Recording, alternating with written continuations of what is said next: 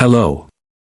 Today General Hospital will reveal after everything Sasha Gilmore had endured, after the unbearable heartbreak of losing Liam, the relentless struggle with her mental health, the descent into addiction, and the suffocating darkness that followed Brando's tragic death, she had dared to believe, for the first time in a long time, that she was finally on the cusp of healing.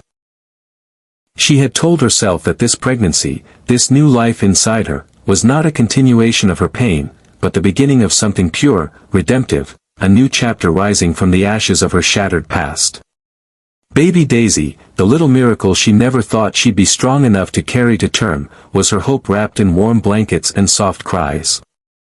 Sasha had clung to the image of herself holding her child, not in grief, but in joy, smiling, alive, whole. But fate, with its cruel and unpredictable hands, wasn't finished writing Sasha's story. Baby Daisy arrived in the most harrowing of circumstances, born not in the sterile calm of a hospital room but in the cold, judgment-laden halls of a courthouse. Sasha had gone there expecting legal arguments and heated exchanges, not contractions, and the undeniable force of life forcing its way into the world. The panic had struck her hard, nearly paralyzing her, as pain ripped through her abdomen and the realization dawned on her that she was in labor. Right there. Right then.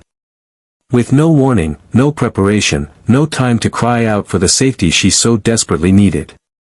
And in that moment it was Willow, not a doctor, not a nurse, but her former rival turned reluctant ally, who stepped forward. Not just as a friend, but as a guardian angel with steady hands and calming words, guiding Sasha through the storm. With trembling limbs and tear-soaked cheeks, Sasha brought Daisy into the world under the harsh glare of courtroom lights and whispered prayers. When the dust settled, when the chaos of that unexpected birth gave way to the soft hush of the hospital's recovery room, Sasha allowed herself to believe she had made it. That somehow, she had survived the impossible. She awoke each morning to Daisy's coos, to her baby's tiny fingers curling around her own, and dared to exhale. She smiled. She hummed lullabies. She traced Daisy's delicate features and whispered promises into her ears. But the fragile peace she held onto with white-knuckle desperation began to crack on the morning of June 17th.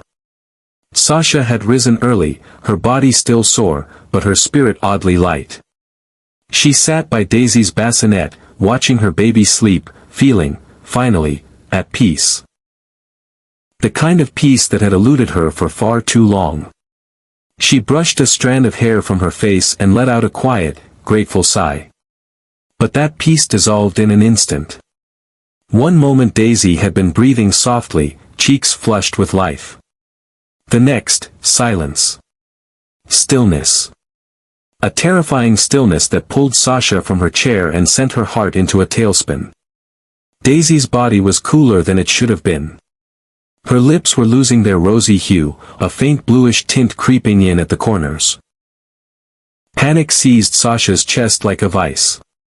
Her legs buckled as she reached for the call button, slamming it with frantic desperation, her voice lost in the terror flooding her brain. It was happening again. Another child, another emergency. But this time, she wouldn't survive the loss. As the medical team rushed in, Sasha stood frozen. She couldn't speak. Couldn't breathe. She was somewhere else entirely. Caught in the echo of Liam's stillness, reliving every second of that grief that had nearly destroyed her. Her nails dug into her palms. Her knees quaked. Her mind screamed as loud as her mouth couldn't. Willow appeared almost instantly, her own face pale and breath short, sensing something catastrophic had happened. She wrapped an arm around Sasha's shoulder and tried to pull her back to the present, murmuring words of comfort, grounding her. But Sasha could only stare as the doctors examined Daisy, checked monitors, whispered in codes that Sasha couldn't understand. Her ears were ringing. Her heart was slamming against her ribs like a war drum. Minutes passed like hours until finally, one of the pediatricians turned to face her. His expression was serious, but not devastating. He explained gently that Daisy had early signs of neonatal sepsis, a blood infection in its infancy. It was mild, treatable, but it needed immediate intervention. Antibiotics. Monitoring. Care. Sasha heard the words but couldn't absorb them. All she could see was the image of her baby's skin paling, her tiny chest rising too faintly. The doctor tried to assure her it wasn't life-threatening, yet. But to Sasha, the very idea that it could be was enough to rip her open. She crumbled. Tears burst from her eyes in great, uncontrollable waves. She sobbed not just for the fear of losing Daisy, but for the years she had spent buried in sorrow, for Liam, for Brando, for all the moments she had hoped and had that hope crushed in front of her. She blamed herself, blamed her stress, her trauma, her failures as a mother, her history. "Why can't I just have this one thing?" she whispered through trembling lips. "Why can't I just keep her safe?"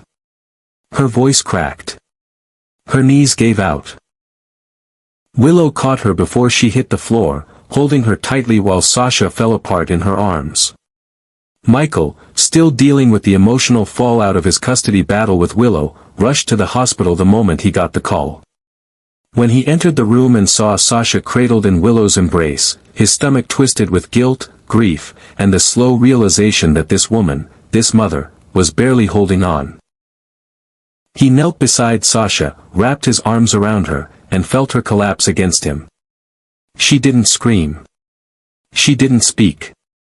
She simply shook. Even as the doctors stabilized Daisy, placing her gently in an incubator in the neonatal intensive care unit, Sasha refused to leave her daughter's side. She hovered near the glass, whispering lullabies through tears, promising over and over that she would never let go, that this time she would fight harder, love stronger, protect better. But the terror never truly faded. It gnawed at her every breath, convinced her that every beep, every sigh from Daisy could be her last. That night, the hospital hallways were quiet save for the soft hum of machines and the muffled footsteps of nurses on rotation.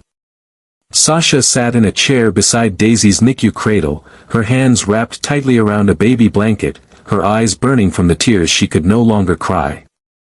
Michael sat across from her, trying to stay awake, to stay present. To be what she needed. And Willow stood at the doorway for a long while before walking away silently, knowing that both Sasha and Daisy were now part of a journey she had once been on, but could no longer walk alongside them. For Sasha, the journey had only just begun again. And though the shadows of her past threatened to reclaim her, she clung to one undeniable truth: Daisy was still here. And as long as that was true, she would find the strength to keep going, even if it meant crawling through every storm, every sleepless night, every panic-stricken breath. Because this time, the fight wasn't just for herself. It was for Daisy. And Sasha Gilmore wasn't going to lose her. Not again. Not this time. Michael Corinthos had just stepped out of the courthouse, the harsh clang of its heavy doors echoing in his ears as he tried to steady his breath. The hearing had been grueling. Emotionally draining in ways he hadn't anticipated, even after all the preparation. It was one thing to brace for legal arguments, quite another to endure the sting of watching Willow quietly relinquish her custodial rights to their children. Though she had agreed it was for the best, for their well-being, and perhaps even for her own healing, it had left Michael with a gnawing sense of guilt and uncertainty. He had walked away not with triumph, but with a heavy heart, uncertain of what victory meant when it came wrapped in such silence. Then his phone rang. One glance at the hospital's number sent a wave of cold dread down his spine. When Michael arrived at General Hospital, his mind raced through every possibility, but nothing could have prepared him for what he saw upon entering the room.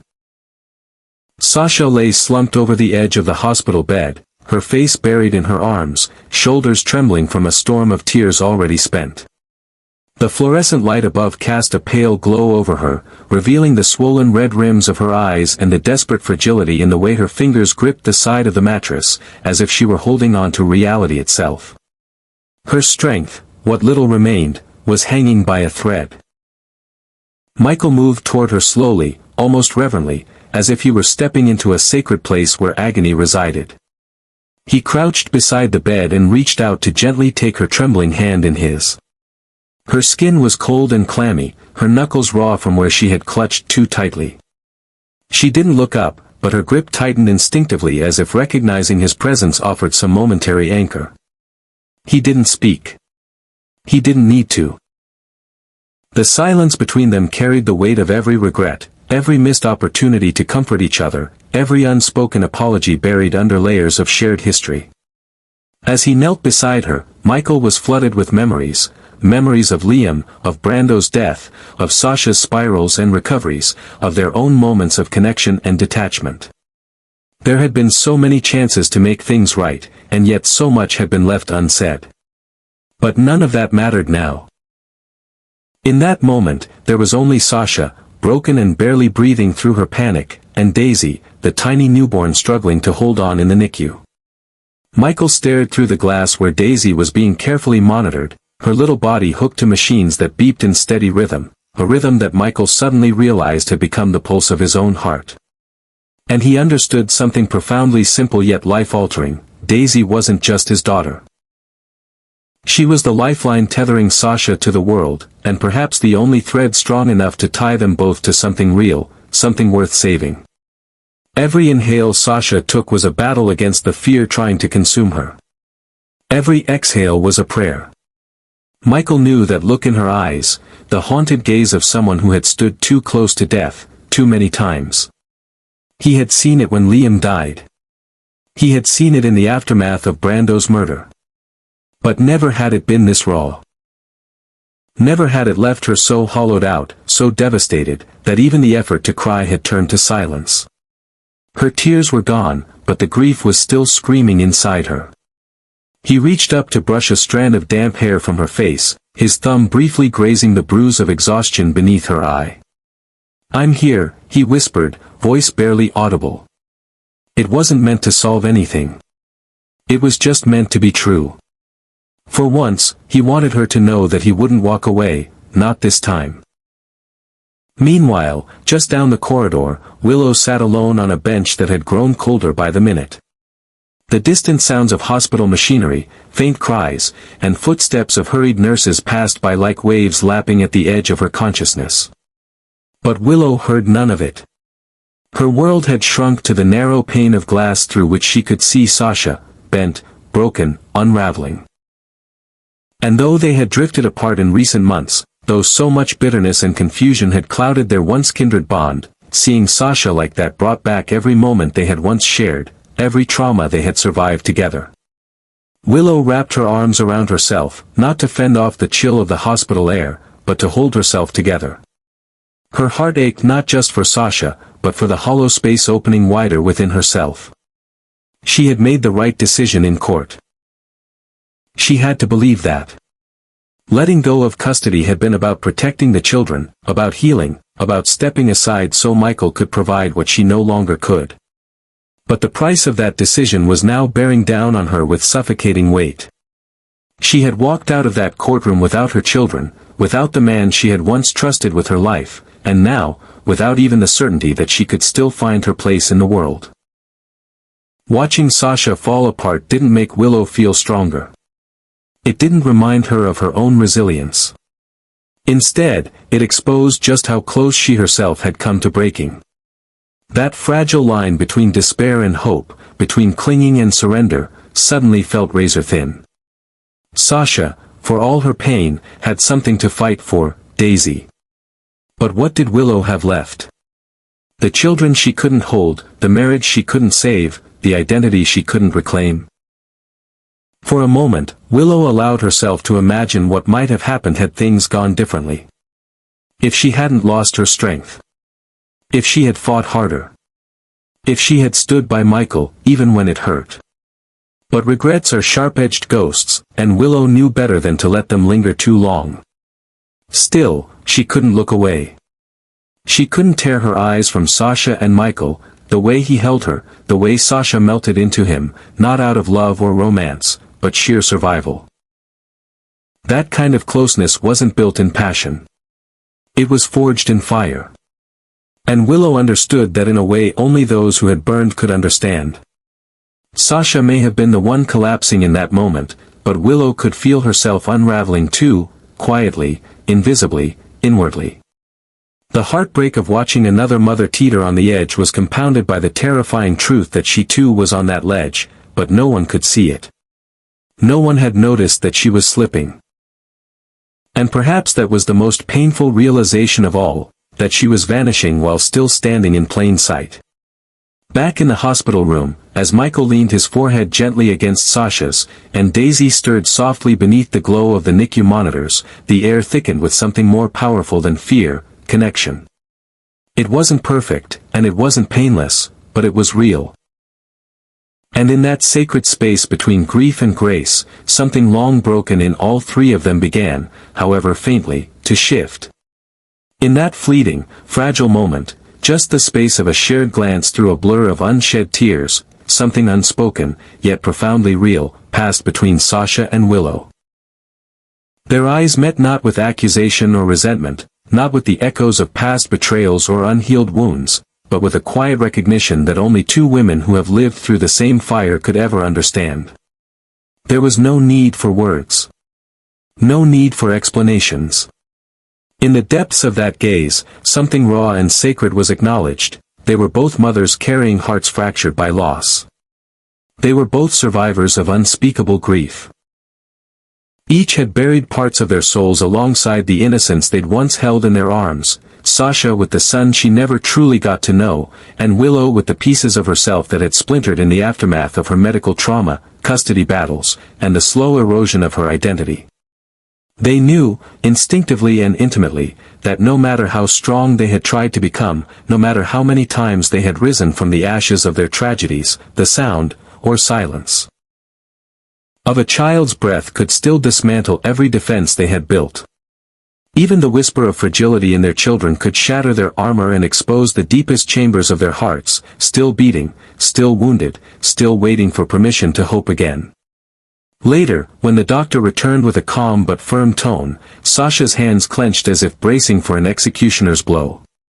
The words were delivered with clinical precision but hit her like a tremor underfoot. Daisy would need to remain in the neonatal intensive care unit for several more days. Her condition wasn't critical, the doctor reassured, but caution was warranted. Sasha nodded, but inside, guilt twisted like a knife. She could barely breathe as the thought emerged unbidden, what did I do wrong? She felt as though she had failed before even truly beginning, as though she had brought Daisy into the world only to place her in danger. It was irrational, and she knew it. But knowing didn't make the guilt dissipate. It only made it heavier. From that moment forward, Sasha refused to leave the unit. She paced the sterile hallway outside Daisy's incubator like a sentinel on the edge of collapse, every breath caught between desperate prayer and stifled sob. Her legs trembled from exhaustion, but she remained standing. Her voice faltered when speaking, but she still whispered lullabies into the plexiglass as if Daisy could hear her through it. Her past came roaring back, images of Liam's lifeless form, the sterile cold of the hospital room where she last held him, the stifling silence that had followed Brando's death. Now that silence loomed again, threatening to swallow her whole. Michael tried to be her anchor. He brought coffee she didn't drink, warm blankets she refused to use, and soft words that struggled to cut through the haze of her fear. He didn't push her to rest or leave Daisy's side. Instead, he sat near her for hours, quietly, trying to project stability even as his own world unraveled beneath him. The once unshakable Michael Corinthos, the man who juggled corporate empires, legal wars, and family storms with stoic resolve, now found himself drowning. Between the relentless strain of legal confrontations with Willow, his fraying relationship with Carly, and the growing weight of responsibility for Sasha's increasingly delicate state, Michael began to feel something he had rarely permitted himself to admit, helplessness. He watched Sasha fade before his eyes, her light dimming behind walls of trauma and fatigue. And he feared that if Daisy didn't recover fully, Sasha might never come back, not to him, not to herself. He feared that he would lose not only the mother of his child, but the last thread of compassion that tethered him to his better nature. For in all of his battles, all of his mistakes, Sasha had remained, at her core, a reflection of vulnerability he tried to deny within himself. Now, watching her unravel, Michael wondered if there would be anything left of either of them when the crisis was over. As night fell over Port Charles, the sterile corridors of General Hospital quieted into a hush, broken only by the soft beeping of heart monitors and the rhythmic murmur of machinery keeping newborns like Daisy safe. The dim light cast elongated shadows across the NICU floor, where Daisy lay, still breathing, still fighting. Sasha, utterly spent, finally slumped forward, her forehead coming to rest against Michael's shoulder. He wrapped his arm around her, holding her carefully, as though any sudden movement might shatter her into pieces too small to gather again.